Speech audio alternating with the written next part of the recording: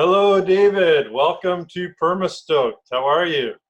Good, man. Thanks for having me. Right on. It's a pleasure to have you here. I'm pretty excited. Um, you were just mentioning that swell. How's the surf been out there? It's terrible today, although we might get a little pickup from Christina, the hurricane that's now a tropical storm, but it's sketchy. It's like 1 to 2, maybe a 3 foot set. But we're going to end up Okay. going to Newport later this afternoon, hopefully get some. Excellent, excellent. So, how much surf do you get in your life these days? Well, we live in Huntington Beach, right? And so my wife surfs too, and my kids, I have 2 boys. You'll like the name, Kelly and Sean. Kelly was named after Kelly Slater. Yeah. My high school good friend, Jim Miller, his daughter is his girlfriend, Kelly Slater's girlfriend, Kalani Miller. Oh, wow. So Jim Miller and I were good friends ever since we got kicked out of the football team freshman year. We became surfers. But and the other kid is named Sean, named after Sean Thompson. So everybody Okay. surfs. So we kind of try to go 3 or 4 or 5 times a week if we can. Wow, that's amazing. Yeah. So you live right in Huntington Beach? Yeah, right in Huntington Beach, right on the harbor, actually. You could actually take our little boat across the harbor and surf Sunset. The problem with Sunset is that we've had a lot of shark reports. Like, I don't know if you remember about 3 or 4 years ago, there's all these great white adolescents, Okay. 14 of them in the water. Wow. I don't really like going out of that place. It just gives No. me the spooks. Yeah. Wow. Yeah, I was in Huntington Beach a couple of years ago and did some surfing there and checked out all the shops and everything. Went to the museum, was pretty cool. As you know, Huntington Beach is just a huge pitcher's mitt, or a catcher's mitt. It gets more surf. Even if it's not that good, there's always some kind of way, especially near the pier. Yeah. When I was in California, I didn't quite know as much as I know now because the one place I would have definitely wanted to go visit was San Clemente. Yeah. San Clemente is the hotbed. I used to live there back in the early 80s, when when Beshan was started and Matt Archibald. My nephew surfed with those guys because they all went to San Clemente High School, right? And it was a competitive, they all go to T Street, which is the place where everybody hangs out. And then, of course, if lower trestles or upper trestles or cottons goes off, it's probably the best wave in Southern California. Nice. Yeah, and that's where all the sort of industry is as well, right? Yeah, it's all really focused in there because back in the day, like in the 70s, it was kind of cheap. The property was cheap. Now forget it, it's outrageous. But back then you could buy something. It's a good spot. And that's where Sam's girlfriend, Kalani Miller, Jim Miller, my friend, he lives there. And so he oftentimes hangs out in San Clemente because he stays with them. Oh, amazing. Perfect. So how are things down there with all this coronavirus stuff? Oh, dude, Huntington Beach. I know I'm going to say something completely politically incorrect, but it's white trash bed and breakfast around here. Nobody wears a mask. It's like these idiots because they got all this Trump support shit. Oh, boy. Sorry about that, but the No, fact that's is cool. it's ridiculous. They should be wearing a mask, protecting old people like me. Yeah. From this damn thing. And but it's weird. I mean, not nobody, but like 90% of the people do not wear a mask. And the beach gets completely jammed up. So you got to be real careful where you go out. Yeah. Yeah, I know up here in Canada, we kind of watch the news and we're like, what the hell is going on down there? It's not. I mean, listen, we're living. I can't even go there because it's just like, oh my God, the apocalypse. Every time I look at the orange guy, I want to shoot myself. But that's yeah. I sometimes think, like, imagine if a year ago we had a vision of ourselves a year later and we saw ourselves walking around with these masks and think about it. I mean, I walked into a Whole Foods yesterday, because you have to wear a mask to go into a store. And it's so much surreal. But you know what's funny? A couple of years ago, I was in Japan, and people were wearing masks back then. They've been wearing masks in Tokyo for 20 years, 25 years, because they have respect not to get you sick. They're not doing it for them not to get sick. They're doing it because they may have a cold, but they don't want to give it to you, which is a really sweet thing. Yeah. In the United States, however, we like to cough on you and give it to you. Oh, brother. Yeah. Yeah, here in Vancouver, there's, a fairly big Asian population. So I've noticed that too, come cold and flu season, there's a lot of people in masks already. So I did have some familiarity with that. So, but now you're seeing everybody wearing the mask. Yeah, so, right. yeah. And, it looks like my son goes to UC Berkeley. We had to pull them out because everything went online, right? Because nobody's Mm. going to class. And I teach at the college, and they've already canceled the fall semester. It's going to be all online. Oh, wow.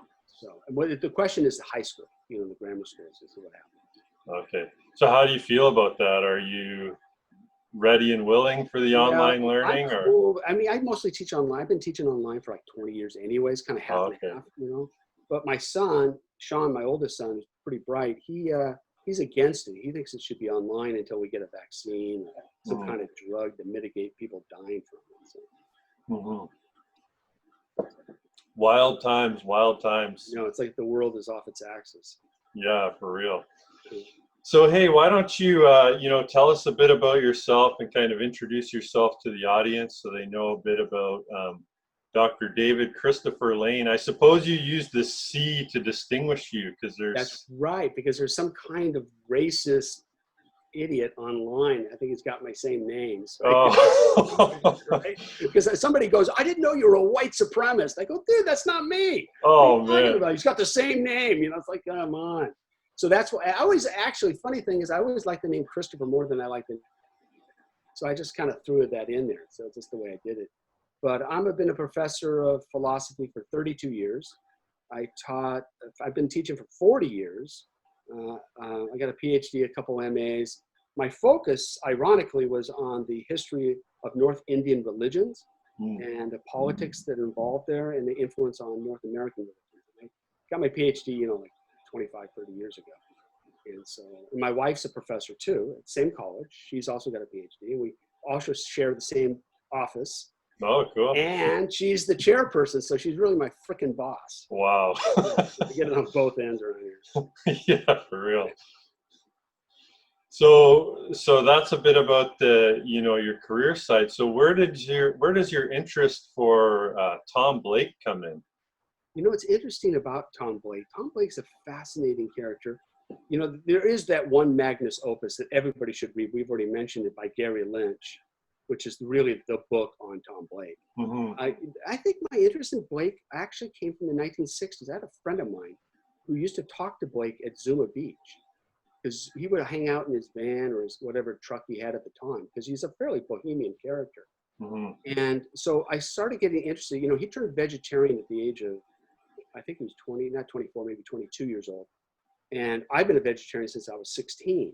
So, Okay. it kind of resonated with that kind of interesting. Here's a guy that's a vegetarian, has kind of a bohemian lifestyle, but he's also the great innovator, as you know. I mean, he's the guy, more or less, I won't say he invented the fin, but he's the one who made it more popular. He also wrote the first book on Hawaiian surfers, and also his philosophy. I think if you read him, he's a pantheist. This guy doesn't, it's case radical. He basically thinks the secret to the whole universe is accept nature is God, which is a very Spinozian idea. And he even writes it, he puts it in scripts in a rock in Wisconsin, nature equals God. And it's funny because he doesn't believe that we're going to resurrect from the dead. He doesn't believe, the kind of typical Christianity. But what he does believe is that we're all part of nature. And so the atoms he wrote a thing called The Voice of the Atom. We all go back to nature. It's a very sweet philosophy that he has. Now, I understand it's unorthodox and it's heretical and, yada, yada, yada. But he's got that nature is first kind of idea. Yeah. So that interests me. Yeah, definitely. About Blake, he's interested in Einstein and this whole, are we frozen? Yeah, there we go. And he's interested in this idea of equals MC squared and the whole idea that nothing can be destroyed. All it can do is be changed. Okay. He did have an idea of eternal life, but it's not the kind of eternal life that, maybe we'd like Woody Allen goes, I like to live forever. Instead of melting with the atoms or the drops of water in the ocean. Yeah.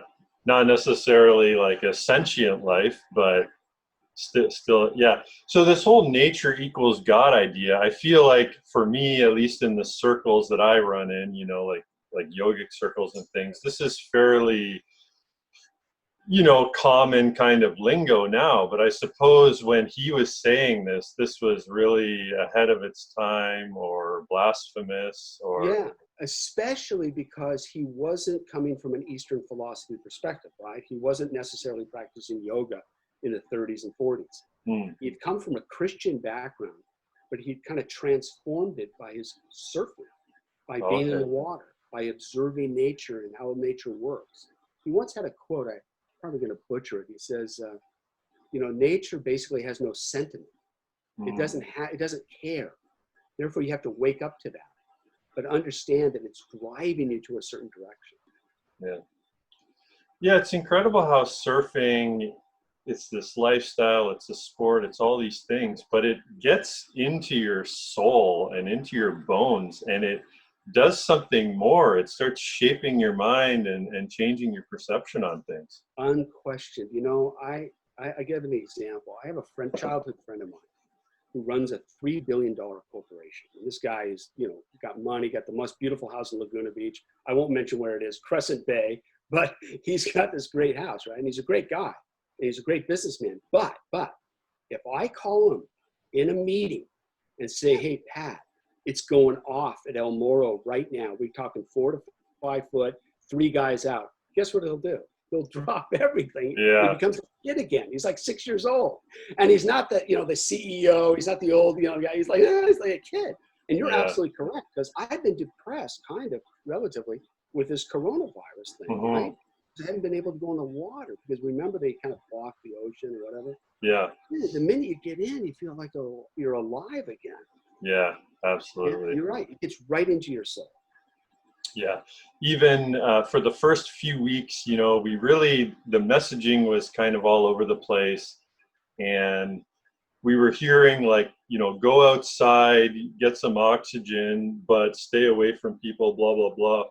So I took my stand-up paddleboard one day and I thought, okay, I'm going to go in the water.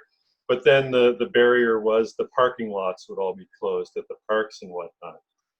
So once I kind of found my little secret entryway under the bridge, that was just life-changing. Just to be able to get out there on the water, go for a paddle, that was very therapeutic. That's fantastic. I heard, I don't know if it's a true story, but people boating in to either lower trestles or other like not Malibu, but boating in and being allowed because they came in from the ocean.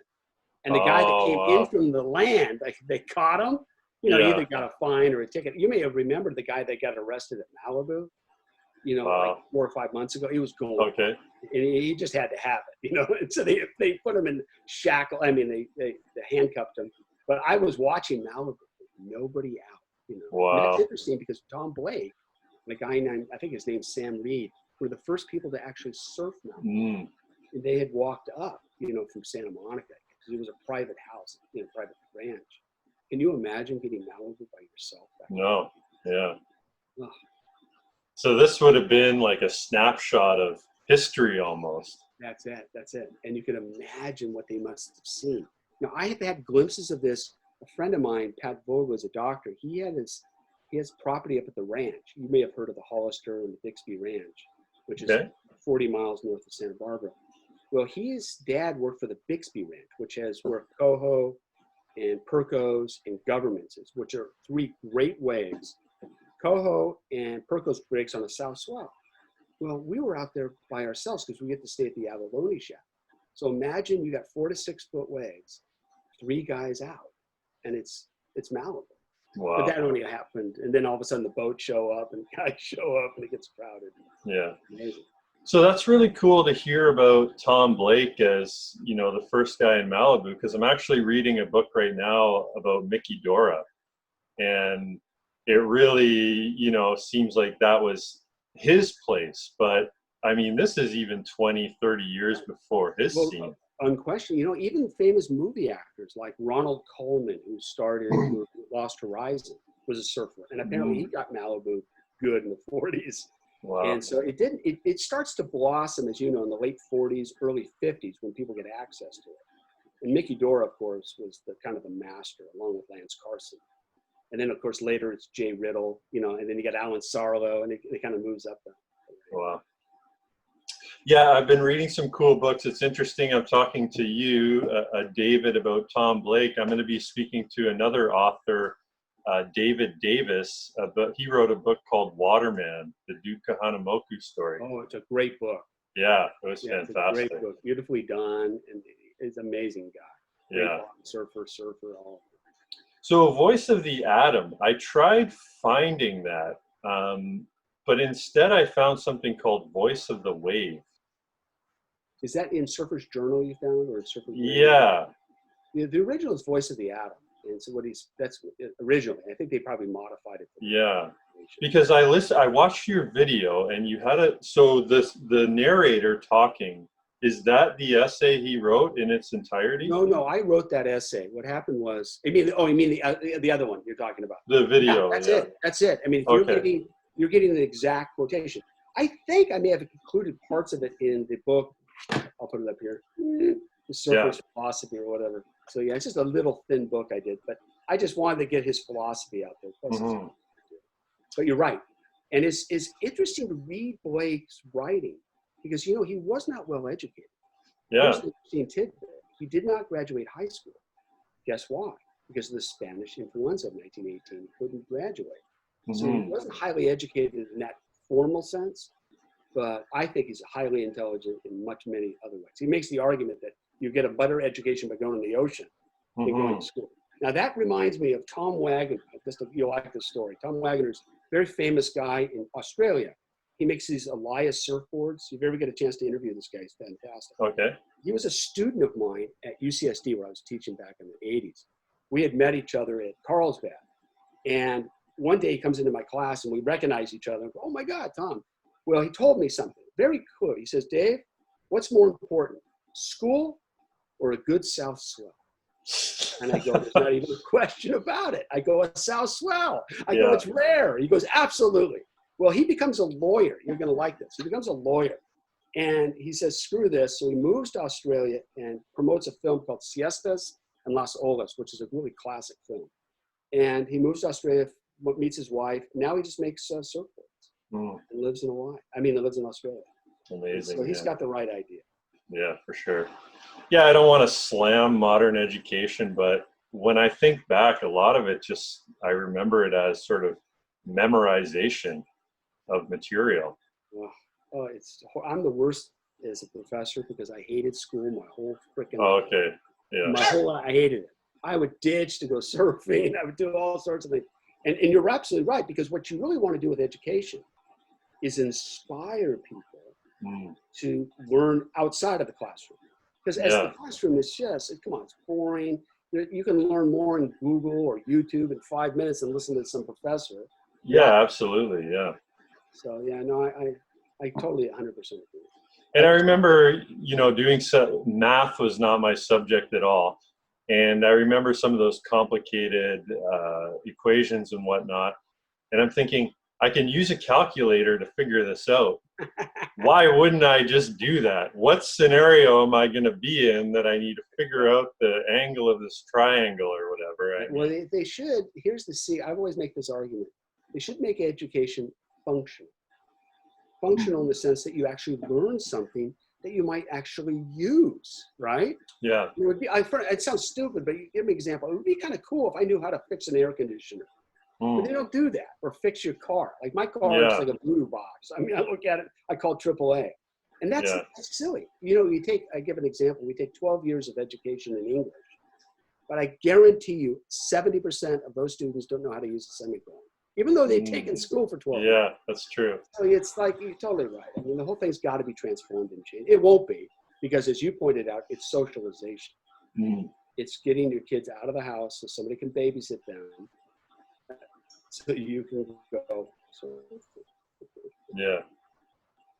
My friend and I were talking about this the other day, how we really wish we had a strong mentor, like even a guidance counselor, approach us at the end of high school or at the beginning of high school and start planting the seed, because by the end, we didn't know what we wanted to do. People had been asking us what we wanted to do, but the only options they were really giving us were to become a teacher or, some kind of trade.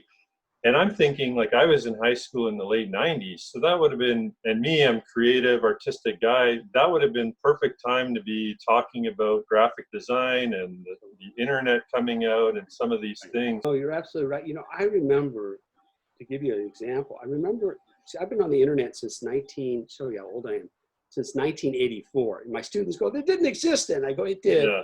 It was rudimentary. You had dial up and you had to be able to. And I remember walking into my class at Mount Sac. It was about early 1992. I said, there's a guy named Tim Berners-Lee out of CERN, Switzerland, who had developed hypertext markup language. He had developed the World Wide Web. Oh, And I wow. said, it's going to change everything. So I'm like, boy, I hadn't slept for like 24 hours. I said, I've seen the future. And they're like, what? I said, screw papers. We're just going to create websites. And they did a website. And I go, we're going to do electronic mail. And they go, what's that? But it transformed. You're absolutely correct. We all got excited because you could actually learn to do so. So we created, like, my Neural Surfer website is one of the first of 500 websites ever created in the world. Which is Really? I never knew that until my kid checked it.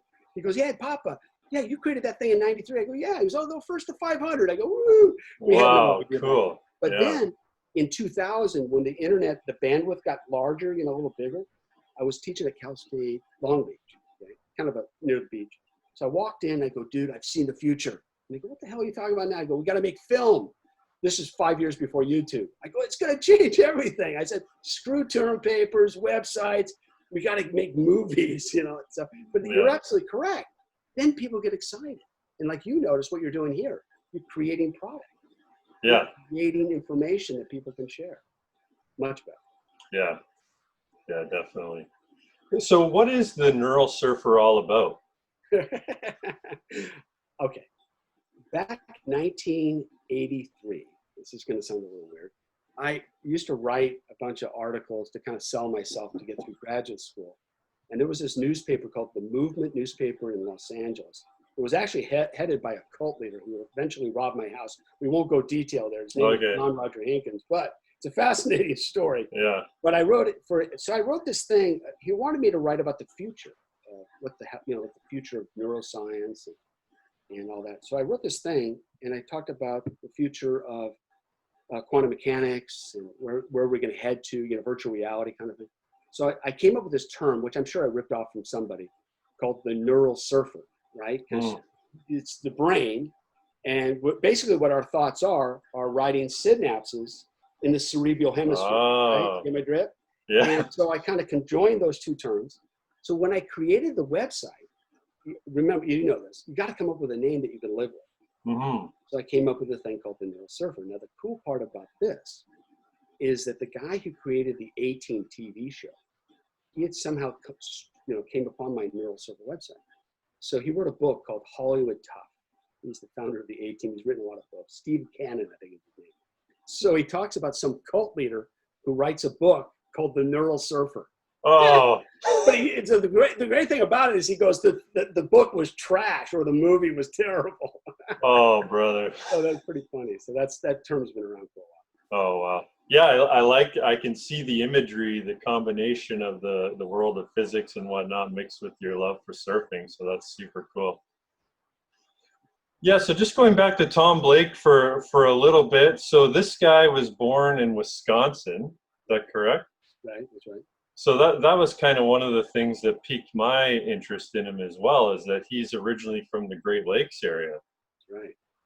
And, he becomes this avid swimmer, right? He's a fantastic champion swimmer. And that's where he goes back. Something happens to him when he's probably 50, where he has a really bad white, almost brown. And it changes him. It makes him realize he's not invincible. He realizes that, maybe I have to kind of modify myself. So near the end of his life, as you know, he moves back to Wisconsin, kind of going back. So he had a tough childhood. This guy was more or less abandoned. And so I have a feeling he had to struggle and find himself. He was married once, but only for like a year to a very wealthy woman, and they divorced. And I think it's because he saw life in a completely different way. This guy, this is where Tom Blake, and I think other people have commented on this. This guy basically creates our surfer lifestyle. We are the descendants of Tom Blake, because he basically says, screw this. This is one life. Let's figure out how to live this. What's the best way to live? And he goes, live on the ocean, become, his best line I always like is lessen the overhead. Like, you don't need freaking much. And this guy didn't have much. Wow. And so I think that's an interesting point about it. Yeah. Maybe just tell me a little more about, you said the descendants of Tom Blake.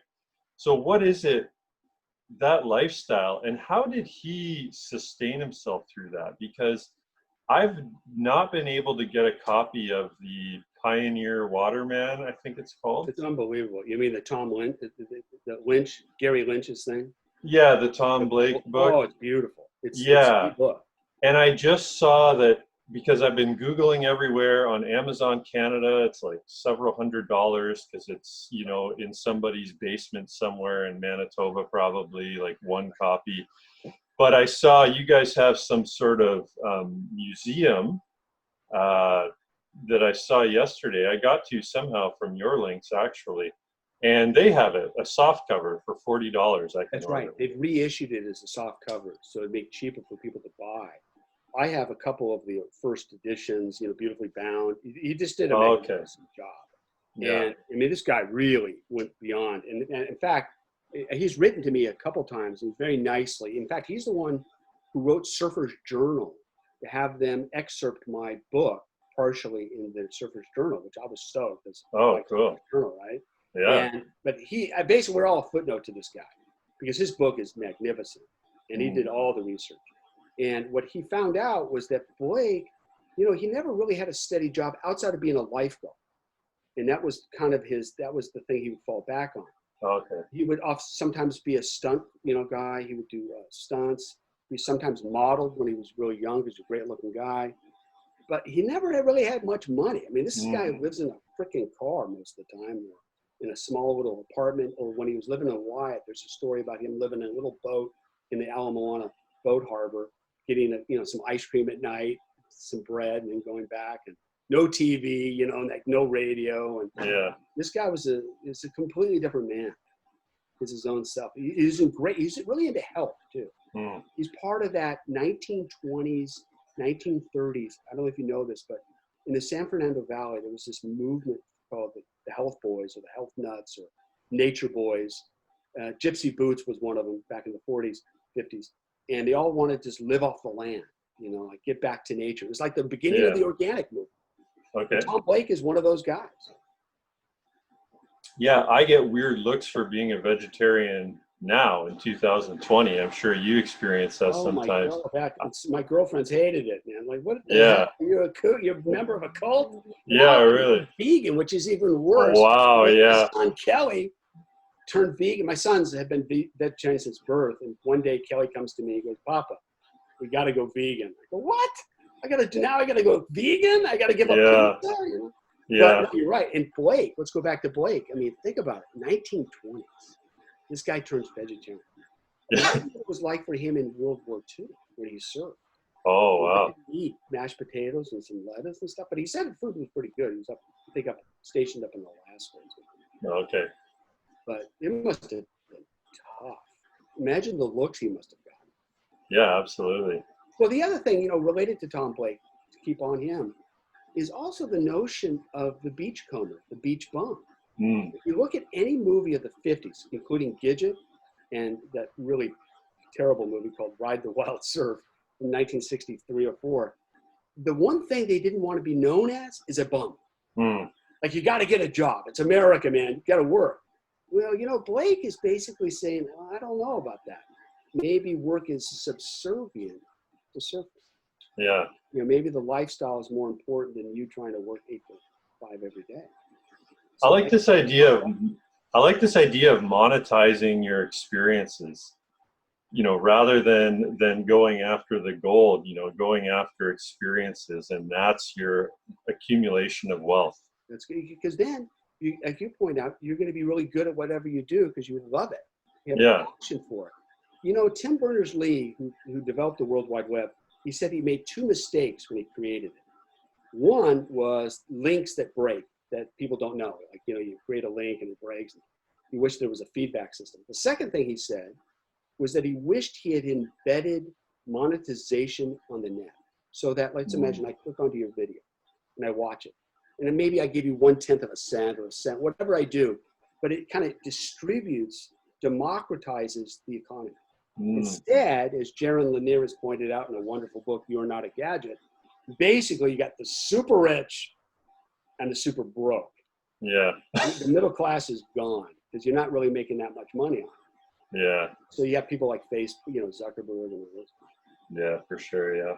Yeah, even since I launched, my brand and this podcast, I'm not rolling in the dough or anything, but the success in my mind of just getting to talk to people like yourself and these new fascinating experiences, it's so rewarding. Like I felt like I'm on this higher frequency the last, month or so. Yeah, because think what you're doing. You're creating content, number one, that will last, and that Mm, is anybody can access worldwide anytime. And it's atemporal, which means I don't have to like get on at 9 o'clock and oh my God, I missed it. Like in the old days, we'd want to watch Endless Summer on TV back yeah. in the 70s because it would only come out like once a month or every 2 months, and you'd have to be like, get over here, come on, get ready, you're gonna miss the first scene. Now it's like, so what you're doing by doing this kind of thing is you're creating content, but also it's content. There's another way to looking at this, which seeds itself into the future, so Mm, that if you may not see the benefit right now, let's mm. say financially, but maybe later on it will, because you That's never know true. what Yeah. it's going to be. Think of Jamie O'Brien, for instance. Jamie O'Brien has a pretty popular vlog, and I'm sure at first it wasn't that popular. Now it's pretty big. Mm. Or Joe Rogan. Think about Joe Rogan. He's Yeah, absolutely. Yeah. Yeah, yeah. Maybe I'll aim for the Tom Blake of the Great Lakes. That's it. Leave That's it. some kind of lasting something behind. Yeah, no, you already are. That's what's kind of Yeah, cool. yeah, absolutely. So you were talking about Tom Blake as this archetype, and it's really interesting because I think about that. I got into surfing in the late '90s, and so by that time there is so much content, so many examples to see, that there really wasn't a lot of ingenuity on my part, except for the fact that I started surfing on the Great Lakes, which was at that time still very peculiar and now is peculiar, but it's definitely grown a lot and continues to grow. But the whole, like you're saying, the beach bum idea, the spicoli, like there were all these templates already to sort of take pieces of what works for you. I mean, Point Break is like the holy grail, Right, for me, right? That was I my love Point favorite. Break. First one, Yeah, the second yeah, one sucked, but the first one was great. yeah, yeah. So it's fascinating to think of this guy who carved that out before anyone else, like you're saying, and so many other people followed his path a bit. That's right. And the resistance he must have gotten, he must have been so pressured to have a stable job Yeah. and not to live in Hawaii, where he probably is not making much money and he's probably surfing most of the time. And yet, think about what he's contributed. He's changed everybody. Hmm. Every surfer on this planet has been influenced by Tom Blake, especially Yeah. with the fin on the board. Because Hmm. otherwise, we're doing a lot of stuff. But you're right, and it's kind of interesting what you mentioned about the role models, because I was brought up, late.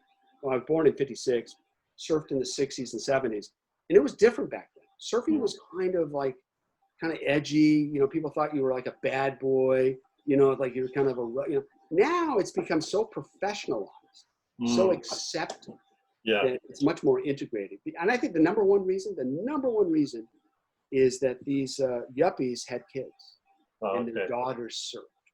And Uh, localism, because localism sucks. Localism was terrible in the '60s and '70s. Like we would go to a mm. certain place like Silver Strand or even like Point Doom. I mean, I used to surf the Colony and some at Malibu, and some of these little rat kids would shoot you with BB guns. Like, come on. So I Wow. mean, localism just sucks. I mean, but Yeah. that's what it's gotten better because of Okay. Yeah, because nowadays, if you're a surfer, you could be commended. Oh, that's a good health. There's lots of health benefits. You're being physical. You're freeing your mind. Like that's a great pastime to do. that's right. But I'm thinking, back to that time frame, it was actually frowned upon. Like, That's right, because you're a beach bum and you can only do yeah. this. And the second thing is the drugs. In the '60s and '70s, surfers were known as guys taking drugs. Okay. That's just, I remember surfing the ranch. I won't get my friends in trouble here, but I don't take any drugs because I was kind of some weird kid. So we're at Surfing the Ranch, right? We're at Coho. And it's like Hmm. 4 to 6 foot and going off. I mean, just intense. Well, my friends are having this like drug party on the Yeah. beach, and they're blowing it. I mean, the surf is really good, and they're just like getting high on coke or whatever. Yeah. Yeah. You tell a story in your book actually about a teacher you had was sort of really putting down surfing and was hyping poetry, I believe it was. And so tell us about that. What was that scenario? I'm in a class, one of those English classes, English 1A Mhm. or 1B, one of those required English classes that you've taken, even though you've taken English, like we mentioned, 12 years. Yeah. And I'm sitting there, and all of a sudden he starts to pontificate about poetry, what contributions, Keats or Shakespeare made, which is great, don't get me wrong. But then all of a sudden he starts to put down surfers, like a waste of time and what could they've done. And I interrupted the guy. I go, wait a second, dude. Have you ever watched somebody on a wave which manifests from thousands of miles away from like New Zealand, catching this energy and all of a sudden dancing on this energy at the right time? It's better than a ballet. It's harder than a ballet. Mm. It's beautiful. And anybody who sees the aesthetics of it, because all surfers know that. Like Yeah. I think it was in a movie, I forget the guy's name, Randy Rarick said, nobody goes to a tennis court and looks at the tennis court and goes, oh my God, tennis court. But Yeah. surfers, like I'm looking at Bali. I don't know if you noticed on Surfline, Bali's going off. And Mm. I'm looking at it, and there's like 4 guys in the water. Wow. And I'm mesmerized by looking at the Yeah. waves and the manifestation of it. So you're right. So this English professor didn't get it. And he was caught again in his own parochial myopic vision. And the great thing about what Blake has done is open this up to the aesthetics of the ocean. Yeah. On one hand, the idea of people not knowing the joy of being in the tube or that sensation of riding a wave. On one hand, I want to spread that stoke all over the place. On the other hand, I like to safeguard it a bit as to not kind of over pollute it and dilute it, I guess you could say, with everybody doing it and it becoming as common as, say, tennis or something a little more if you live in mundane. Huntington Beach, it's as common it's more common than tennis. Yeah. But no, you're on the right interesting track. That's why some people don't like these artificial wave pools because it's going to open up the Pandora's box. But I'm kind of more pro it because I also have a place in the desert, which is really hot. And Slater's going to build, apparently his company's going to build one of those wave pools. Yeah. The problem is it's prohibitively expensive. Yeah. Do you know how much it costs to rent out Slater's wave pool right now? It's No. $50,000 for a day. Wow. $1,000. Now, my friend Pat, the guy the billionaire, the guy who runs that company, he's always going, call Miller on the phone, tell him I'll pay the $50,000. We'll take my airplane, we'll ride. I go, $50,000, we'll go to Kauai. We'll go to Kauai Wow. instead. That's incredible. So, but if it gets cheaper, now there are cheaper places, like ones in Arizona. But what you say was very interesting, is that I think all surfers kind of feel that, kind of protective. Maybe it's environmental. It's so precious. Let's not screw it up. Yeah. Surfing was this sort of quiet voice in my ear that was teaching me through, like you're saying, through nature, that no one else was telling me, that I learned through the ability of connecting with the water and learning that there's something more going on here. The way these waves are generated, the fact that I can literally walk on water almost, which apparently has only been done by one person. I like what you're doing. You're saying, look, surfing and spirituality kind of connect. Yeah. It's just a natural thing. If you surf, regardless of your religious background, regardless of any religion, you're going to have a spiritual bent just by the way the ocean teaches you. And I think yeah. And so this idea that we're all plugged into this 9 to 5, and if you're not, you're a bum. Some people, they say, oh, the machines are coming, they're going to take over all our jobs, we're screwed. And I can easily buy into that and go, oh yeah, that's not good, we need jobs. But then wait a minute, let the machines do the jobs. That'll free us up for other things, right? So we're locked into this way of thinking, but it doesn't have to be that way. There's so much more potential. Well, let's play out a couple of good points. Number one, imagine doing what you're doing right now when there was no video. That is, there's no digitization. You had to use regular film, 16 millimeter. Good luck. It's prohibitive. Think about going back to a typewriter, which you probably don't remember, but I remember. Yeah. White out, you had to clean it. It sucked. So you're absolutely correct. It's liberated us to do more if we do it the right way. Now, it's funny you say that. There's a book called Darwin Among the Machines that was written by Samuel Butler, also a book called Erewhon. This is back in like 1862, 1863. In 1862, he says, kill the machines. They're going to take over, because he's all upset. And I'm thinking to myself, Jesus, everybody's all scared about these machines taking over the planet. No. Let's look at it positive. Look at it like in a good way. Makes sense. Yeah, absolutely. Now, you got me on one story. I think it's kind of funny because you're talking about Jesus. I was brought up in a Catholic school. I went to Roman Catholic schools my whole life until I got booted out my senior year. We won't talk detail. But there's one great story. I'm about 15 or 16 years old, and I'm hitchhiking. Back in the day when you could hitchhike. Hitchhiking now is basically you want to commit suicide, but forget that. So I'm hitchhiking, and we want to go to the beach, right? So this guy picks us up in his truck, and we're going. He goes, "Hey, man, where are you going to go?" I go, "Santa Monica." And he goes, "Well, are you guys Christian?" I go, "Yeah, man. I've been baptized. I've been confirmed, Xavier, love Jesus. I even spoke in tongues." He looks at me and he goes, "No, you're not. Catholics are not Christian." What? And he goes, "Yeah, I feel bad." He goes, "I can't give you a ride to the beach."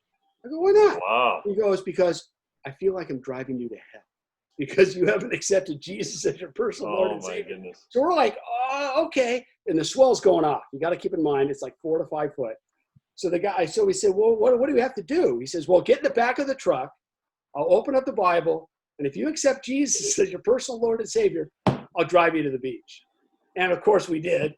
And the waves were good. And so I'm covered on every level. There you go. You're safe. You got the fail safe. Yeah.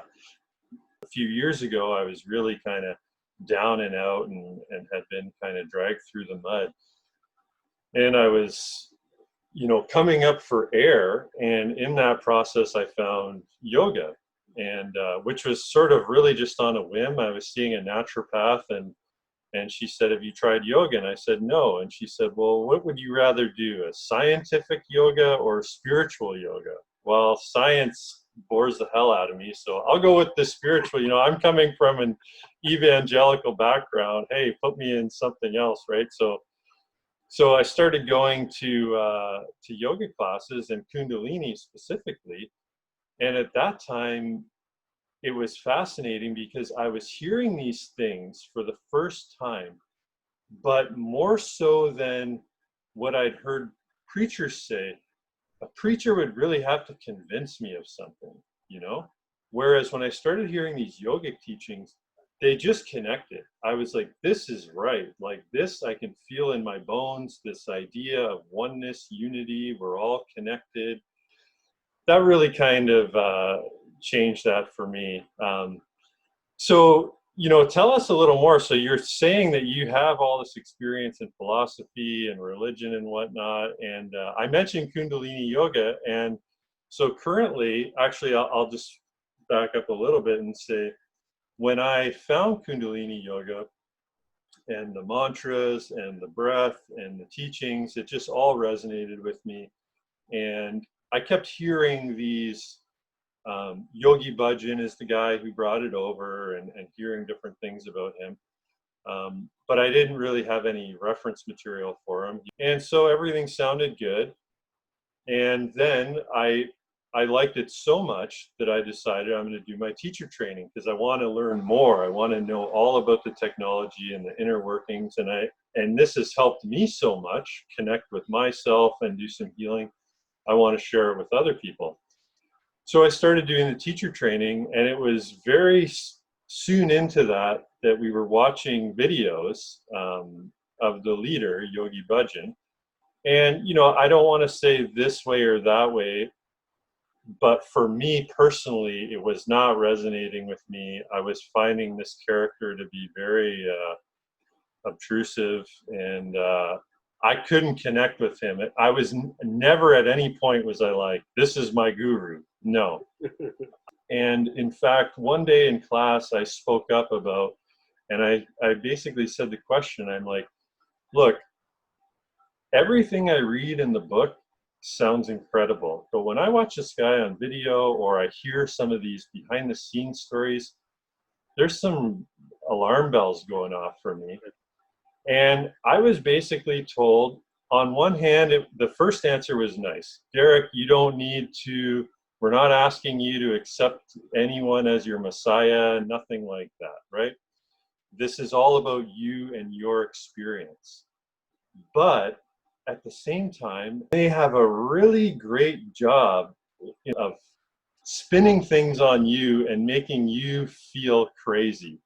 Like, that's what was the wording again? That's you looking at yourself in the mirror, blah blah blah, all these things. And I was buying some of it. I was like, you're right, what's wrong with me? Why am I so resistant to this?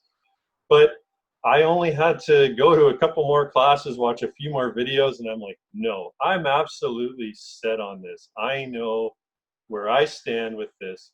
I'm going to simply take what's good from this for me and not the rest of the garbage. So I'm really fascinated to learn from you, who's specialized in cults, and you've actually, not to say this is a cult, that currently Yogi Bhajan, there was a book that was written, actually I have it right here, called White Bird in a Golden Cage. Yes. And she basically talks about some of the things you've spoken about with other leaders, doing sexual favors and keeping it secret and et cetera, et cetera. So he's not around, obviously, anymore to defend himself. And, I read the book and I personally believe what she's saying. I don't know why someone would make that up, but I try to give him the benefit of the doubt and be neutral at the moment, because they are doing an investigation. And I think the organization's doing a pretty good job, not jumping to conclusions while also supporting people in the process. So that's what's going on. He's being accused of some sexual things and, using his power, but nothing at this point is proven, set in stone. But, a lot of people have spoken out, multiple people. And so I think there's quite a bunch of validity.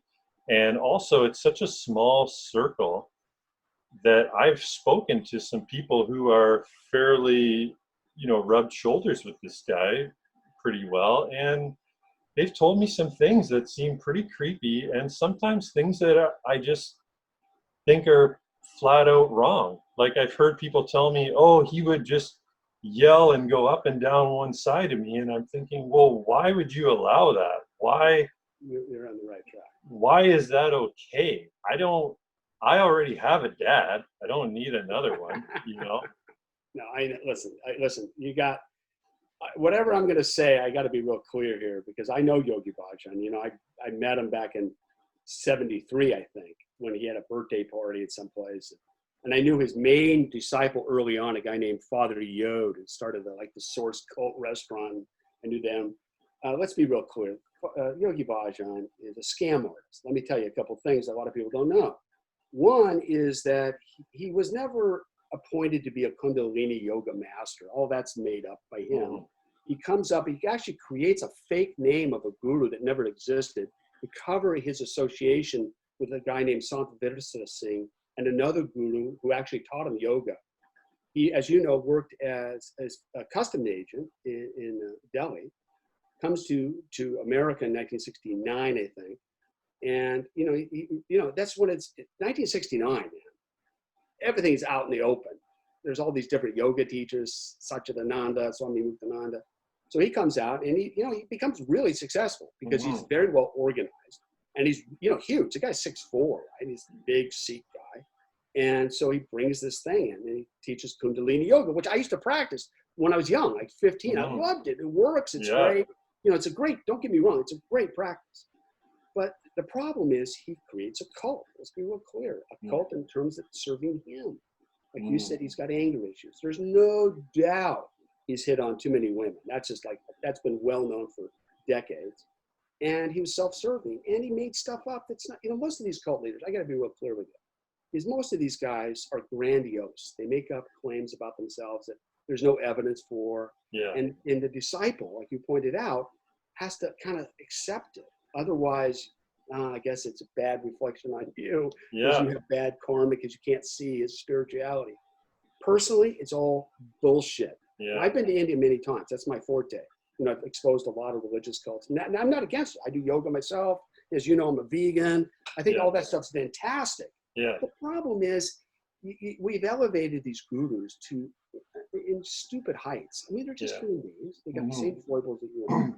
And what you did is the right way. You looked at it and said, I like this. I don't like this. That's smart. And that's what we should do with everything, including teachers, surfers, windsurfers, kneeboarders, body surfers, and gurus. We should do the same thing. But we don't, because it's cult. So the word cult is thrown around a lot. So what is the definition of a cult? Very good, very good. I got to back up a couple of sentences. First of all, everything can be defined as a cult, right? I mean, like surfing's a cult, teaching at Mount Sac, you're a cult leader. There's a couple definitions. There's two ways of using it. One is, it means anything by which you focus your attention on a person, a doctrine, or a belief system, okay? Anything you center yourself. The second definition is the one that most people are bantering around, which means you're in a weirdo group and you're being abused. And the funny thing is that everybody thinks they're not in a cult, right? Like, let's say I was brought up Catholic, and I think, well, Catholicism is like a real religion. Well, if you're not a Catholic and you look at it, you go, cult, he's in the world's biggest cult, right? Yeah, and really. So it depends on how you define it. So my way of saying cultic is different. It means this. How willing is the guru or the leader or the religion to accept viable criticism? And how well do they react to it? In my critical thinking class, I oftentimes say, the ability to be a good critical thinker is your ability to admit to being wrong. Now, I would love to see these gurus, right, simply say, I screwed up. I'm a human being. I shouldn't have gotten mad. I apologize. Yeah, you're right. I thought that girl was really hot and I wanted to use my yogic powers. They don't do that. They claim they're celibate. They claim, they're doing it for tantric reasons. I'm transmitting subtle energies, some bullshit. That's the problem. Yeah. Just be human.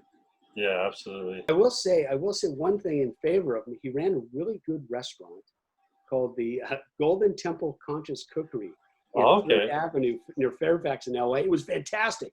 He had this thing called the Bajan Banquet, which was a little high expensive for me to buy. I used to get the chili, but it was a great restaurant. But it was weird. As you know, it's really the Healthy, Happy, Holy organization that he developed, where everybody has to wear the white turbans. And the Kundalini yoga thing has become huge. I mean, that's worldwide now. Yeah. But it's a very specific form of yoga that he developed. That's not unique. I got to be honest, with this scandal happening, I actually feel I've seen some of my friends completely drop out of it, which I think is too bad because there are some good things. But I also understand, especially most of them are women. And so, I can imagine that would be even harder experience for them.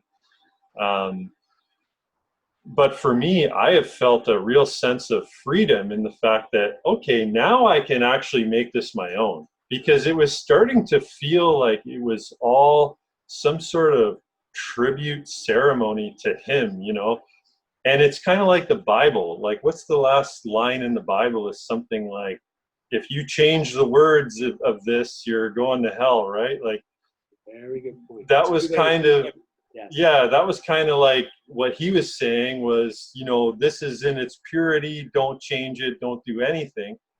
And so it just felt like I'm just worshiping this dude. That's not what I got into this for. I got into this because it sort of just opened me up to creativity. Good things started happening. I started feeling better. I was able to think broader. So with all this happening, I felt a real freedom in the sense that now I can do what I want. I don't have to wear the stupid hat thing. I don't have to do this. I don't have to do that. Yeah, it's great Now, actually. you know what, you touched on something. I wrote a little article, I think it was a book called The Projective Arc. And the argument that I make is that what we're doing is we're giving all our psychic energy, all our energy over to this guru guy or this teacher, and he benefits by it. Mm, There's a really cool guru I once met when I was on a research project out of India in '78. His name is Fakir Chand. He'd been meditating for 70 years, and he was a really cool guy. And he basically told the secret. He said, look, the guru does nothing. It's mm, all your projection. mm. What the guru then does is take your projection for his own benefit. And you think, oh, you think the guru's doing this. Like he gives me powers. He's got, none of that happens. It's all in your own mind. Now, what you said was really interesting. You've been liberated from Yeah. it projecting onto Yogi Bhajan or whoever the Mm, guru is, realizing, wait a second, I don't need all this. This guy doesn't need, I don't need this guy. And you yeah. don't. And the problem is it's a two-way street. The disciple fuels the guru fuels the disciple's ego, and it gets in this dyad. And I've written a lot on this. I Yeah. think the whole concept has to be changed. Yeah. You know, I just think it's bad. Yeah, and it really contradicted the teachings, much like a lot of Christianity, you know, thou shalt not kill, but oh, it's okay to send our boys to war. Um, Whereas, you know, there was some contradictory things, especially in terms of what they called the Aquarian age. And we're getting away from this Piscean era of, you know, top down and authority telling you what to do.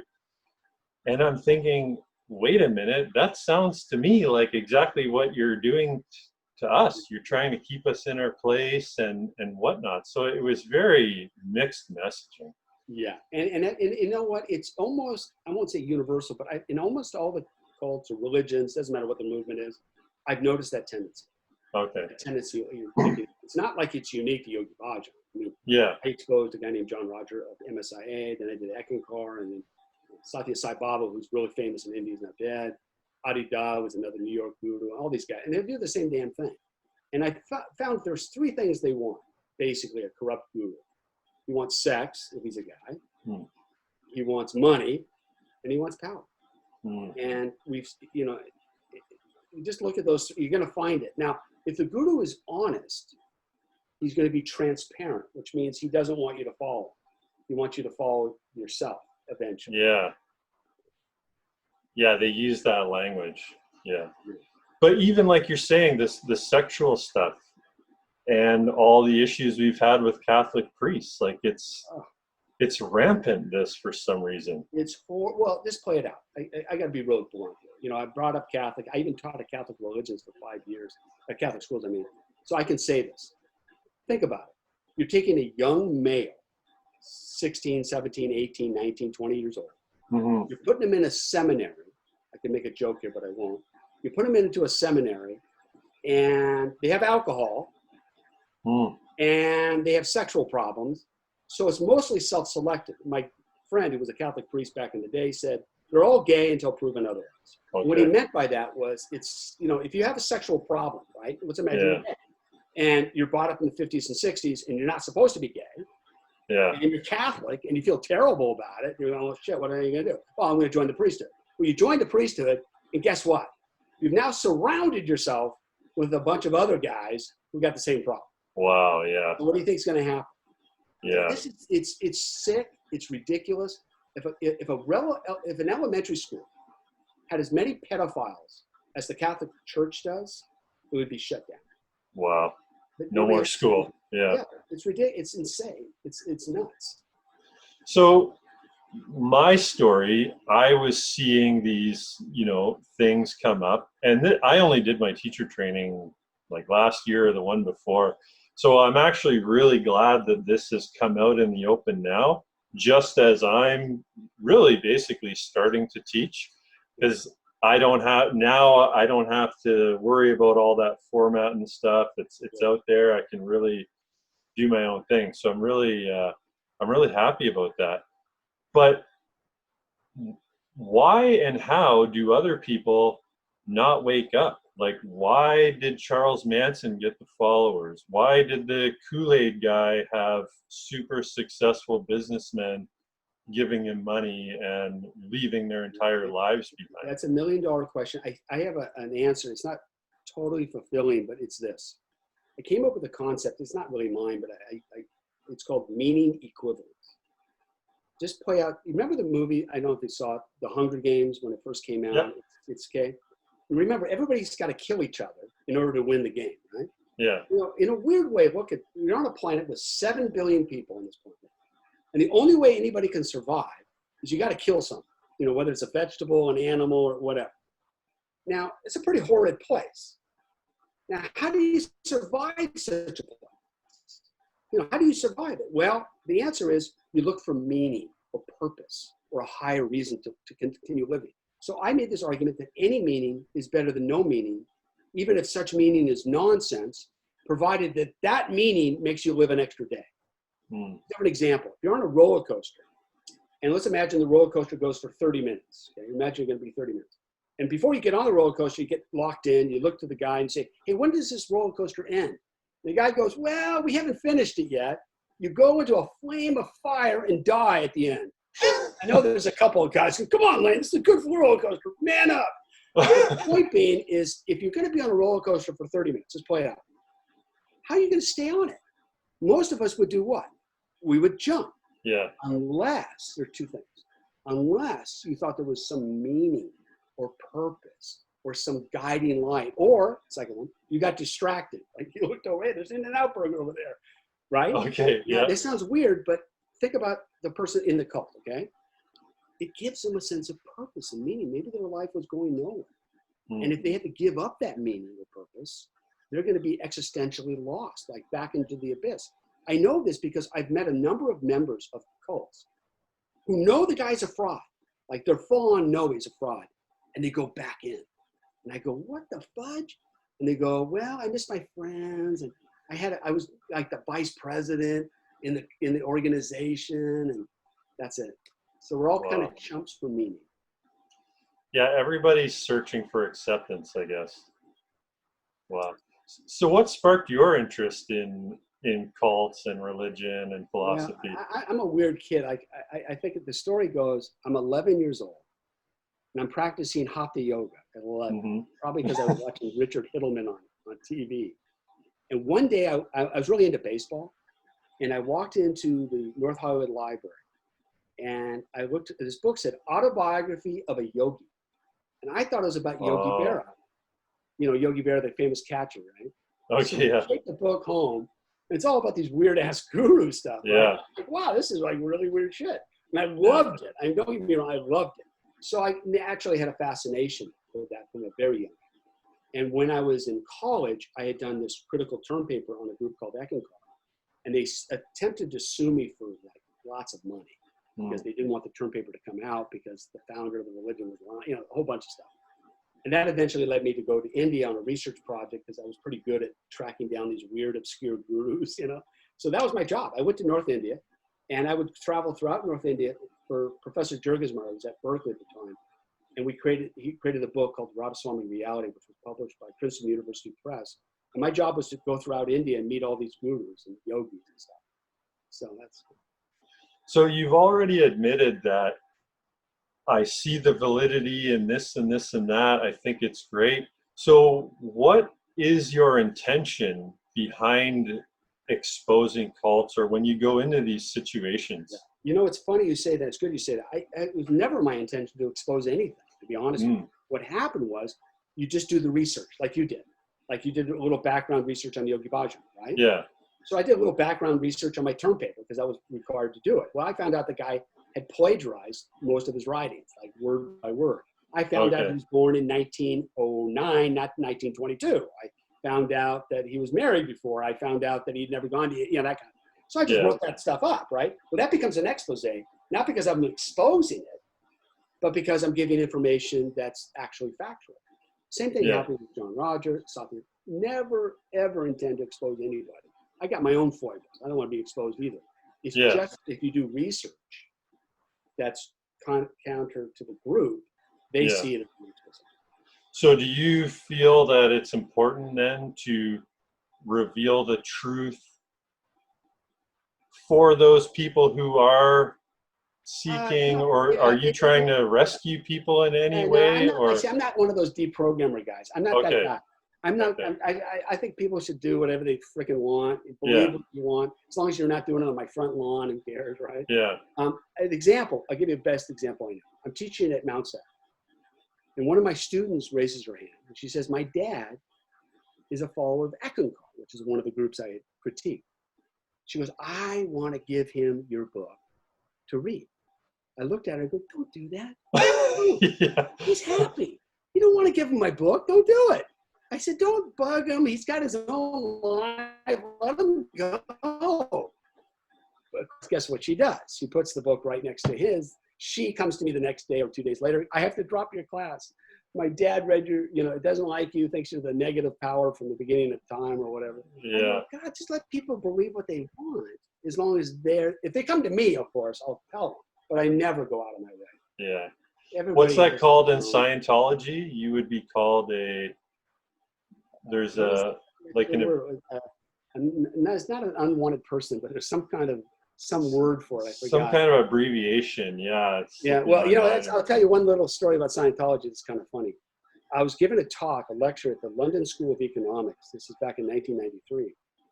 And I tend not to read off the script, I just want to talk, So I started talking about Scientology, about L. Ron Hubbard, was a science fiction writer. He founded Dianetics, wrote the book, was popular, but he got sued for it, so great piece of religion. And kind of said he never got his PhD in physics because he didn't even pass the first physics course at Georgetown. Having no idea that the president of Scientology was in the audience when I'm going off on Wow. Scientology. I just went, and the guy comes up to me at the very end, president, whatever his name was, and he goes, "You're on our list." I go, Oh no. "What? On your list?" So I get a flood of Scientology materials. They send me every year a bunch of books and stuff like that. So.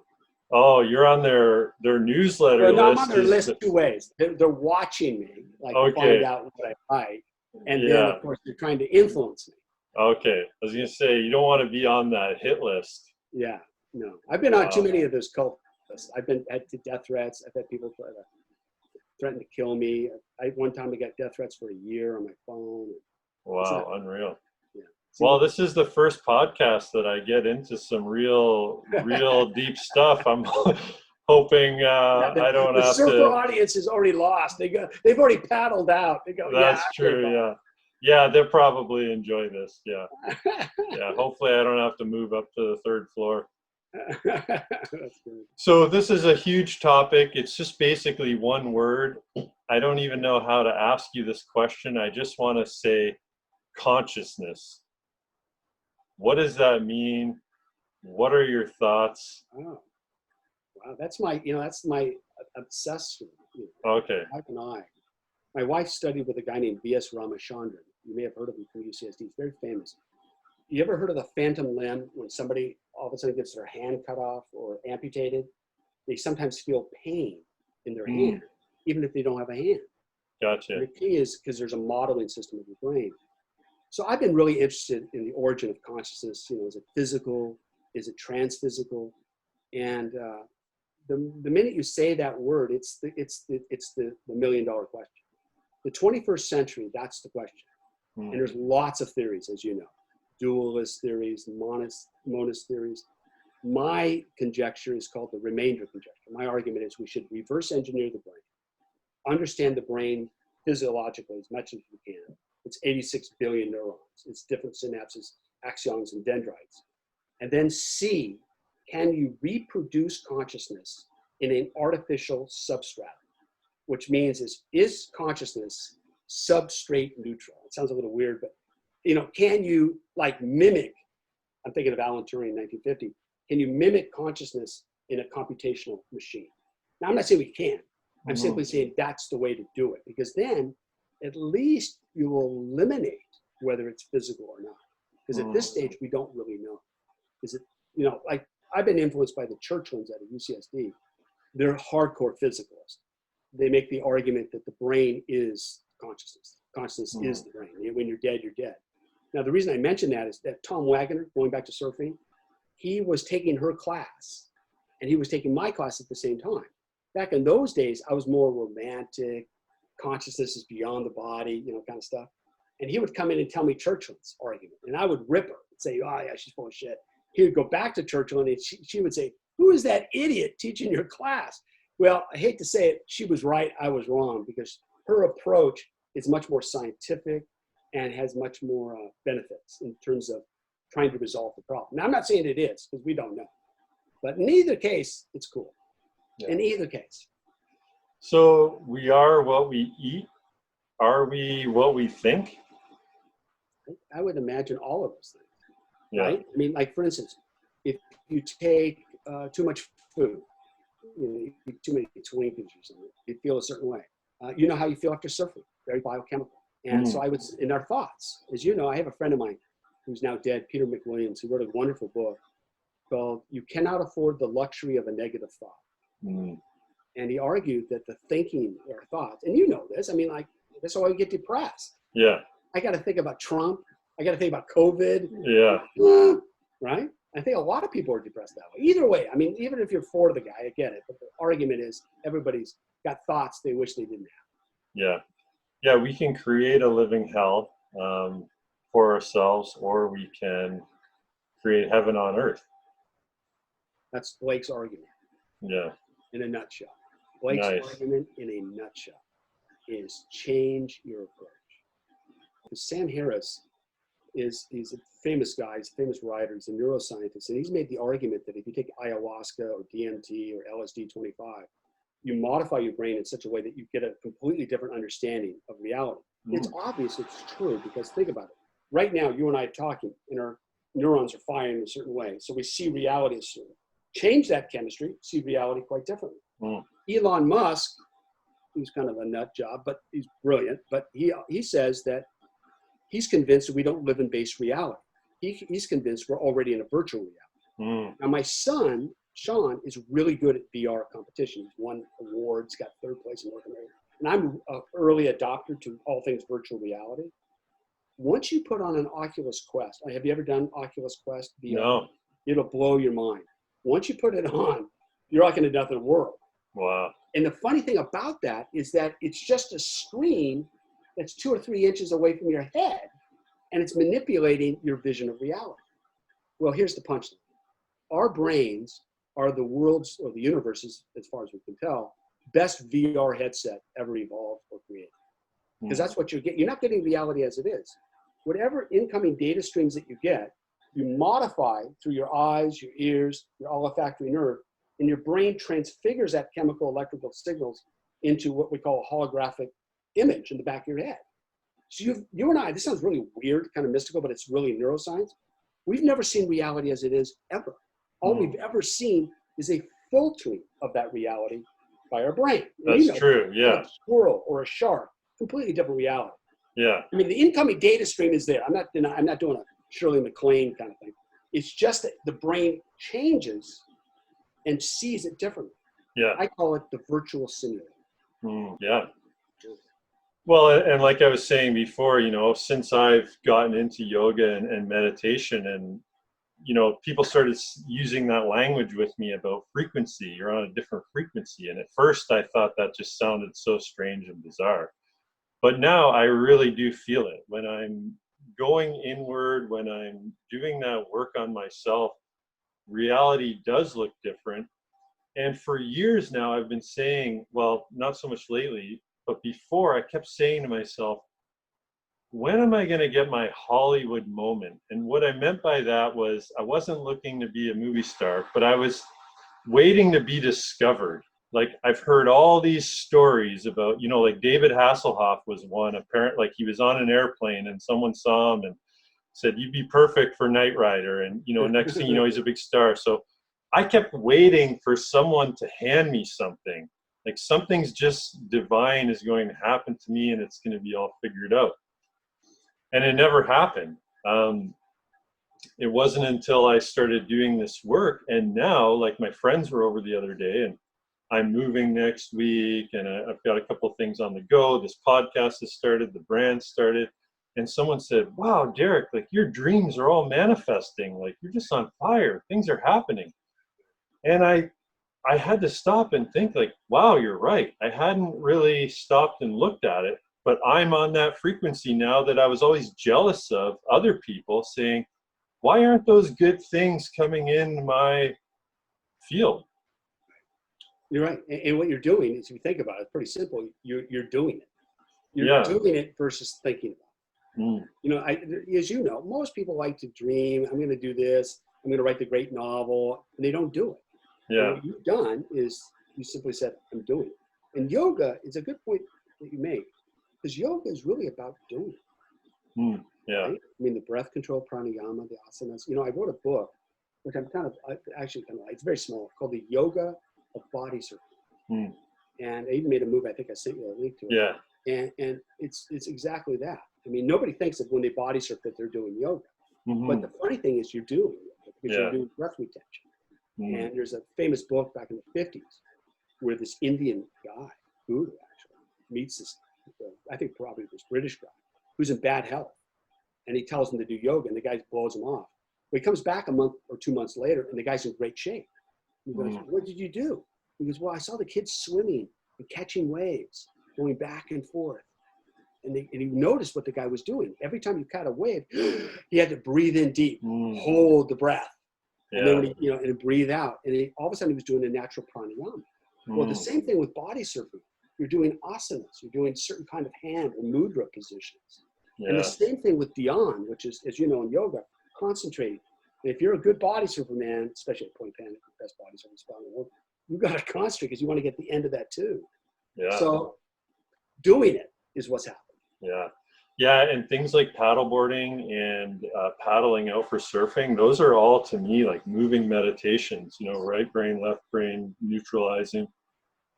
It's all It's a fantastic. form of intelligence too. You know, I oftentimes think about how intelligent surfers have to be, because they got to navigate an energy flow from thousands of miles away, and time and position, right? They got to be in the right place to get it. And then at the same time, coordinate their entire body to go down that slope to make sure they don't go over the falls and their friends make fun of them. I want to get into personal history there. And so, you know what I mean? So you're right. You mentioned earlier, you know, the stereotype of surfers being bums, but then in your book, you talk about surfers actually being water physicists, That's right. like They have scientists. That's it. And they're scientists in a real sense of the term. Richard Feynman, who's a very famous physicist of the last 50 years, won the Nobel Prize for the quantum electrodynamics. He made an argument, which I've always liked. He says, knowledge is not knowing the name of something. Knowledge is when you can functionally do something. And surfers are all functional. And therefore, they're scientists in the sense they know a lot about wave conditions. You know that. The wind, you can almost look outside, it's going to be offshore, it's going to blow out, and where the waves are coming in the right position. They say that's about Tom Curran, and also Slater and others. These guys are real master physicists because they have figured it out. They can ride it. Like, think of Sean Thompson, the way he rides in a tube. Sometimes he says he felt like he could manipulate inside the tube. Yeah. He's so one with it. Yeah. Yeah. And someone like Laird Hamilton as well, who I don't know if he finished high school either. I think his education was maybe cut short, and he's brilliant. Yeah. He's. Yes. Think about what he's done. You know, he's done kite surfing, wave paddleboarding. He's a great body surfer. He's an amazing surfer, and his stuff. You know, he really works with his hands. He's a good carpenter. He creates, and he's highly intelligent. Even though, like you said, he doesn't have a degree from some school. Who cares? Yeah. You know, I always make the argument: what is a PhD? I have a PhD, so I can make fun of it. What's a PhD stand for? Phenomenally dumb. What's an MS stand for? More shit. What's a BS? Bullshit. And what's an AS? Not even shit. It's associated shit. You're not even in it. And that's true, right? I mean, it doesn't mean anything. Yeah. I think they're great if you want that for yourself. Right. I just don't like the pressure that you should have that to be somebody. No. It's ridiculous. What you really want, look, I have a good story. I love this story. I went to this is back in the day when guys at gas stations would do your gas, fill your gas tank. So it's on Delmar Heights. I go to the gas station. I go get my gas filled up. And it's Dan. Now, Dan had a PhD in like computer science and music theory, right? This guy's brilliant. He's pumping my gas. I go, Dan, you're a famous PhD doctorate, you know. And he looks at me, he goes, yeah, what's the point? I go, well, you're pumping gas. He goes, that's what I want to do. I want to pump gas. True story. He's Okay.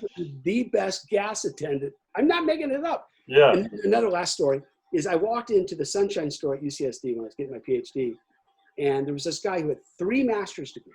Okay, 3, and he was the counter guy, you know, the guy, the register. And every time we walked in, there'd be this big freaking line, you know, to get your food because you only had a 10-minute break. But we'd all get excited when we saw him because the guy behind the counter was the master. He knew how to, oh, he was like Karate Kid. And we would go by him and we'd like bow to him. We got through quick. Oh, And that's that's what great. he wanted to do. And what your point is, fuck the degrees, pardon my language. Just do what you really like, what you really love, and be good at it. Yeah, That's it. absolutely. Yeah. You know?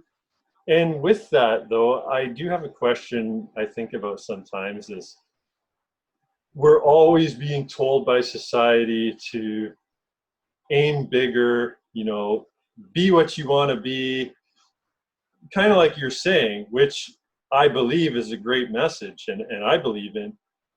At the same time, though, I wonder, there's also a bunch of shitty jobs out there that someone has to do. Like someone has to be that cleaner or Right. pick the crop or whatever.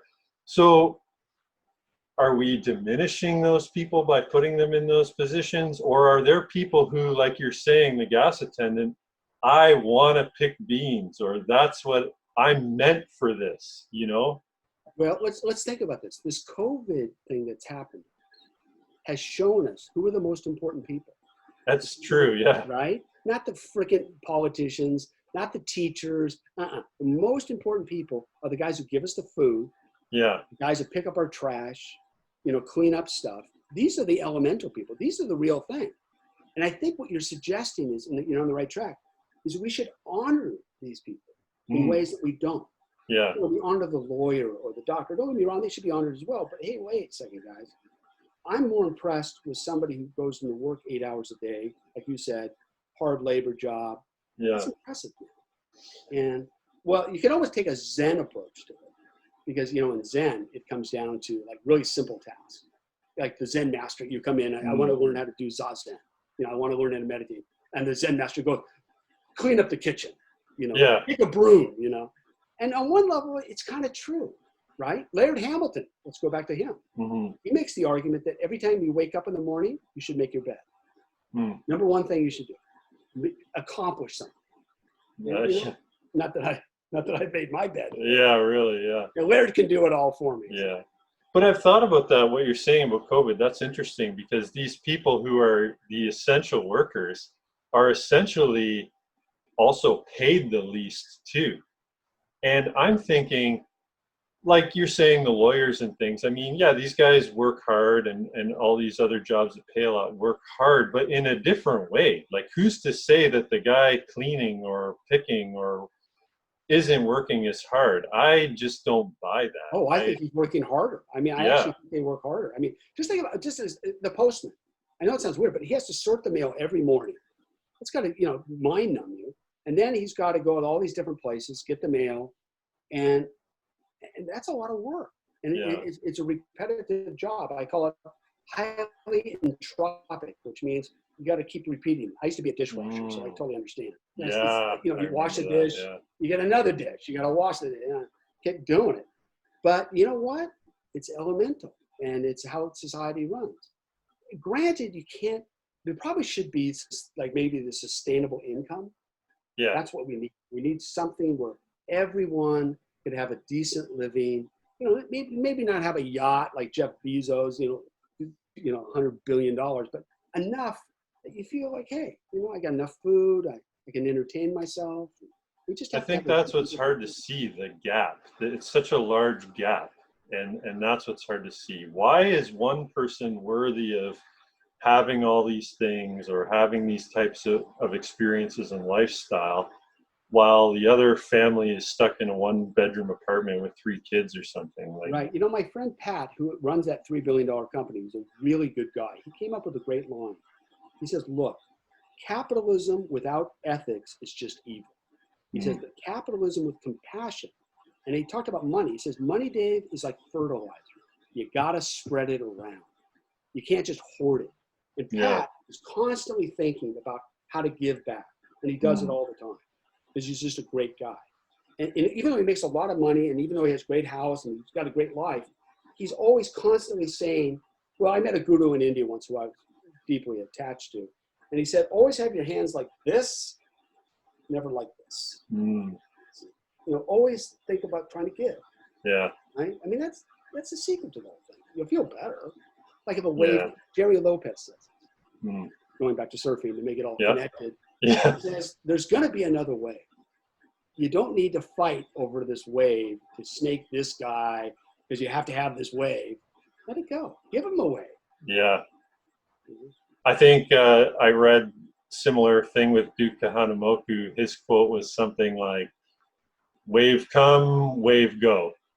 You know, I think I read something like that. This Yeah, one, he's you don't get fantastic. it, get the next one. Yeah. Yeah, right. No Like, big there's deal. gonna be Nothing to another wave. freak out over. Right. You know, it's like, and Mark Cunningham is a really good body surfer who I've met a number of times. He says, it's just a wave. Yeah. Don't overdo it. You know, Yeah. don't- I think what you're saying about the organizations, I think that that's pretty admirable when people are, when they get their company to a place that they can focus on the people and give back to them somehow, rather than just churning to greed and pocketing that. And yeah. Yeah, right. I mean, like a good example is like at Berkeley, there's this wonderful place called Cheese Board, and it's kind of a co-op. They make good money, but everybody shares the money. You know, everybody works hard. They all kind of democratize it. And that's a good model. Hmm. And you kind of wish people like Jeff Bezos, Elon Musk, and others who, you know, make a lot of money, done lots of great things, would kind of give back a little more. Hmm. You know, Gates is doing it. You know, Gates had a bad reputation back in the 80s. I mean, I remember people hated Gates because they liked Apple. Yeah. But now Gates is spending most of his time, hopefully, trying to give back. Hmm. You know, what are you going to do with it? You know, how much money do you need anyway? Yeah. Didn't people hate him because he kind of created a monopoly? Like, Oh, absolutely. Yeah. I mean, Bill Gates was considered like the Antichrist. You know, now Zuckerberg has taken over that role, but back then it was Gates. yeah. And I remember at UCSD, oh, I hate Gates, I hate Windows, you know, blah, blah, blah. And now he's made tons of money. He lives a great lifestyle, but he's got this idea, right, of trying to give back to certain countries, like in Africa and otherwise. And that's I think that's a great thing. I mean, that's the way to do it. Yeah. Yeah. He has been pretty monumental in that. And I know he's created this thing called the Knowledge Philanthropist, Yes. sending his people out there to do even more work. Yeah. Right. Of course, then you have the conspiracy theories on the internet that Gates wants to vaccinate everybody so that he can make more money off of them. Like 100 billion is not enough. Oh my We goodness. live on a planet with a bunch. Remember, we live on a madhouse. Yeah. Everybody's kind of. So yeah, he's doing good. Yeah. Wow. Well, this was this was a really great talk. We went into some pretty cool areas. We could go way down the rabbit hole on capitalism and some of these things and consciousness. Maybe we'll talk again sometime. But hey, before you go, maybe tell me a little bit more about your body surfing Yeah, you know, lifestyle it's funny and you say that. Like, championships. every time I go to a conference or I give a talk, like in India or whatever, the only thing I ever care about is like, I don't care about all my Ds and all the books and stuff. I just care about the fact that I once won the World Body Surfing Contest. Okay, So I always yeah. like throw that in there, you know, like a Yeah. man's ego. And I have been body surfing for, you know, ever since I was a kid. Pat Donahue, you know, the guy that runs the big company, he's the one who taught me. And so I entered these body surfing contests, and I didn't do very good. But eventually, I won Manhattan, I think, for my division like 8 times at the World Body Surfing Contest in '99. And I met Cunningham and Mike Stewart, you know, all the famous, unbelievably good body surfers. We Wow. body surf Panic and stuff. Body surfing for me is, as you know, I love surfing, don't get me wrong. I love it all. I like boogie Yeah. boarding, surfing. It doesn't matter what it is. Yeah. But there's something about body surfing that's so pure and so great that when you're in like a tube, the good thing about body surfing is you get tubed a lot easier, even though you'll never make okay. it out. You just Yeah. you know. Yeah. But right. And then sometimes, like I shot the pier body surfing, which is really sketchy. Because, you know, surfing through a pier is one thing. Body surfing through a pier is quite another. But my ego was so large once at a contest, so you'll like the story. I had never won a contest at Manhattan, at the international contest. And there was about 20 seconds left, right? And I said, the only freaking way I can win this thing is I got to shoot the pier, because nobody shoots the pier, right? It's kind of sketchy. So I go and I shoot the pier, right? And the guy that was going to win the contest is on the beach looking at me. And he looks at me and he flips me off like, F you, man. I'm like, woo! And so, but I've given up contests. You know, I haven't done those. Yeah. But the people you meet are all incredible. They're much better than I am. Oftentimes it's luck, but there's some great people. And they're all like, just love the ocean, you know. So when you're going out to the ocean, and I'm not sure if you have this dialogue that says, what am I going to do? Am I going to go surfing, or am I going to go body surfing? Yes, I have it all. Yeah, and I'm wondering how you make that distinction. Are the conditions different for? Very good. It all depends on my friends, to be honest with you. Like if I'm with John Robotham in Hawaii, we're going to stand up surf. If I'm with Jim Miller, we'll stand up surf. If I'm with Pat Donahue and Jody Chiro and Rob Gilmore, we're probably going to boogie board. You know, we're going to bodyboard, because they like 2B waves, right? And if I'm not with them, I'm just with Pat or my brother Joe, we'll body surf. So I have all three. I have all equipment in the car. I got the surfboard, I got my boogie boards or my wave beaters or whatever, and I got my fins. And you drive the car, you look at the conditions, and you pick. Yeah. I'm really excited because I live in Vancouver right now, which has been an amazing 12 years, but we're about to move back to Ontario, right on Lake Huron, in sort of a place that's a little more northern. There's some woods up there. And there's some beautiful blue water and shipwrecks and things. So I'm really looking forward to getting back to not only just surfing, but doing some diving and swimming and fishing, and really just absorbing myself Fantastic. fully into the water culture again. I cannot wait. You're doing the waterman thing, right? Yeah. Right? Yeah. That's what's great. I mean, you know what's cool about all this? You know, I give Jamie O'Brien a lot of credit here. Because Jamie O'Brien started riding these soft surfboards, you know, the ones you could buy at Costco. Oh, yeah. And he could ride them like, you know, better than anybody could ride a regular surfboard. And his whole idea was to have fun. Because you probably don't know this, maybe you do, but back in the 60s and 70s, there was a certain kind of seriousness about surfing. You had to have the right board, the right wetsuit, the right hair, the right girlfriend. You had to be kind of cool. Oh, okay. F that shit. Yeah. You just want to have fun. You ride a boogie board, a raft, you flail, who cares? Yeah. And that's what's changed about surfing for me now. Because I've seen the whole thing wide open. Like the waterman. Do whatever makes you happy. Yeah. Is it, do you find is it a friendlier culture these days in California? Or yeah? Okay. I know people claim not, it's much. Yeah. And again, it's because parents have young kids that surf. Right? Okay. And, you know, because back in those days, it was just a certain kind of adolescent, yuppie culture. Now it's all ages. You know, you got guys who are 85 surfing. You got guys who are 5 years old surfing. There's lots of more women in the water than which really helps there. Yeah. Because here, I would say both in Canada and on the Great Lakes, it's such a niche kind of thing that everyone's rooting for each other. Like it's a big community, you know, because we're all in this together, especially on the Great Lakes. I think, you know, people have this feeling of like, this is absolutely absurd, you know, in a way. We're surfing on a lake. Like we shouldn't be able to do this, but we can. Yeah. And especially, you know, people from the coast don't always realize just how big the Great Lakes are. That's right. And how big power they get a good windstorm. I've seen some waves there. I'm like, shit, can't believe that's coming out of a lake. The thing you're talking about with body surfing is sort of how I felt last week with paddleboarding and surfing. You were talking about bodyboarding, you have nothing. You have no board, no tools. It's just you and the wave.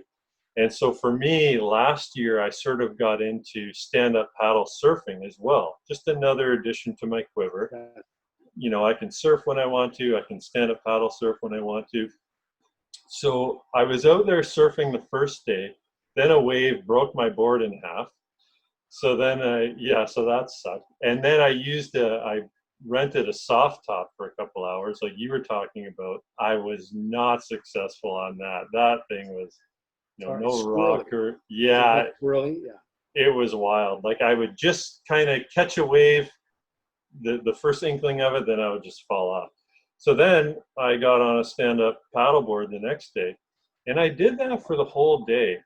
And it was great. I caught some awesome waves. But at the end of the day, I said to myself, I just want to surf. Like, I just need to go surfing tomorrow. I don't want this paddle. I don't want all these tools. And because at first the appeal for stand-up paddle surfing was the fact that I'm already standing. I don't have to worry about catching a wave, right? But after a day of doing that, I missed what seemed like the work portion of surfing, the actual paddling and standing up. Yeah, so for me, I can relate to that felt more natural, just being with the board, right? And then yeah, you raise a good point. Like, think about this. Tow-in surfing was really big about 10 to 12 to 13 years ago.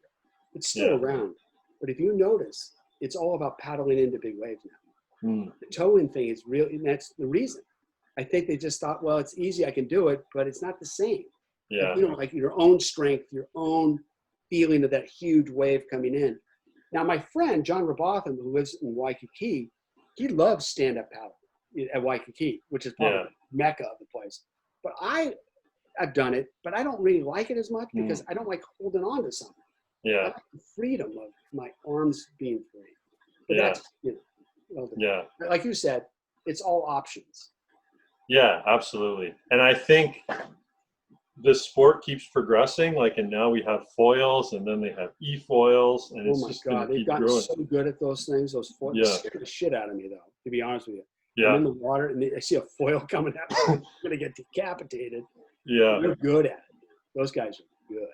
Well, there was a guy here riding an e-foil around in the harbor, and Canada, we're always a little behind on some of these new inventions and things. Things take a little longer to get here. So a guy was riding one around, and he actually got it taken away by the police because our water sort of rules, Transport Canada, they don't have e-foils as a vehicle type in their manual or whatever yet. So they actually didn't know what to do with this guy. They confiscated it from him.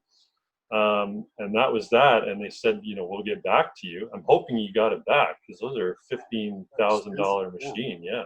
Right. And literally he was around nobody. He wasn't doing it at a populated beach or anything like that. But yeah, it's just kind of interesting. Well, there's going to be restrictions on it, as you know, because like this happened with jet skis. When jet skis became popular, like 25 years ago, there were guys jet skiing, in San Onofre and stuff. That's been prohibited. Okay. So I think the same thing with the foil. I think they're going to have limitations about where people do it. Yes, definitely some zoning anyways. Well, definitely nobody at Malibu is going to be allowed to do it. Yeah. Right? Everybody. Yeah. It's like surfing at Waikiki Beach and almost getting smashed by those catamarans, those outrigger canoes. Oh my God. Oh, my friend John tells me that there's been a couple deaths, and he says sometimes they flip over. Yeah. And sometimes they're, So yeah, I've been on those things. There's fun as hell. It's God. They look fun, but they're scary as hell when they're coming straight at you. I've been in the line of fire of those things. Oh, wow. They don't care. They're just like Oh, absolutely. David, it has been so awesome talking to you. Before I let you go, do you have anything to plug or anywhere people can connect with you at? Well, I could plug, every book, I'm the head of this thing called the MSAC Philosophy Group. A guy named Dr. Runenbaum and I developed it about 25, 30 years ago. And we published a lot of books, right? So we've published like 350 books or something. Wow. And every one of those books, just so you know, are free as downloadable PDFs. The book on Tom Blake or yoga. So if you go to neuralsurfer.com. You mean I didn't have to spend $7 Canadian on the hard copy? You can just download it. And all the books that we do sell, as you probably picked up, are not very expensive. We try not to make any because, students don't have any money. So, but if you go to my website, Neural Surfer, go to like library or books, everything's there. Okay. And we also have audiobooks and a bunch of films on Neural Surfer. So I am the avid reader in the house. My wife is not. However, if she gets her hands on something to do with a cult or an abduction or something like that, she burns through it. She's huge into the Leah Remini show about Scientology, and she's read books on Waco and different things. So what are some of your books that may be of interest? Oh, I wrote a book called Exposing Cults. I wrote a book called The Making of the Spiritual Movement. I wrote a book on John Roger called The Criminal Activities of John Roger Hinckley. There are a ton of them. What I'll do is I'll email you a link. Okay. You know what I mean? To give it, but forget me. I'll give you some ones that are kind of fun. The Barefaced Messiah on Scientology is really good. There's another book, you may have seen it, called Going Clear. That's very famous. Oh, yeah, I've read it. Yeah. The other one that's really good is, I'm trying to remember the title. It's on the Hare Krishnas, called something, I forget the title of it. It's really good. Real scandalous, people getting killed, cult stuff happening. And yeah, the one I wrote that's probably the more interesting, called The Shadow of a God Man. And it's about Satya Sai Baba. And Sai Baba was this famous guru in India, and he turned out to be this massive pedophile. And he claimed he could do these miracles, out of his hand. And it's all bad sleight of hand magician shit. Nice. That's the one I get death threats for like a year. Yikes. I'm keeping it low, on the low down. All right. Yeah, we'll check those out. And is there anywhere people can connect with you if they want to reach out to you on Facebook? Absolutely. They can always check me at, dlane@mountsac.edu or neuralsurfer@yahoo.com. Perfect. Yeah, you just type in Neural Surfer, you'll find something. Neural Surfer. You're the Neural Surfer. Well, thank you for sharing your knowledge about surfing, body surfing, Tom Blake, cults, religion. This was a real fascinating one. Yeah, keep me posted about how this all goes. It's great. Yeah, I will do. Absolutely. All right. Mahalo for being here, and stay stoked. All right, brother. Thank you, man.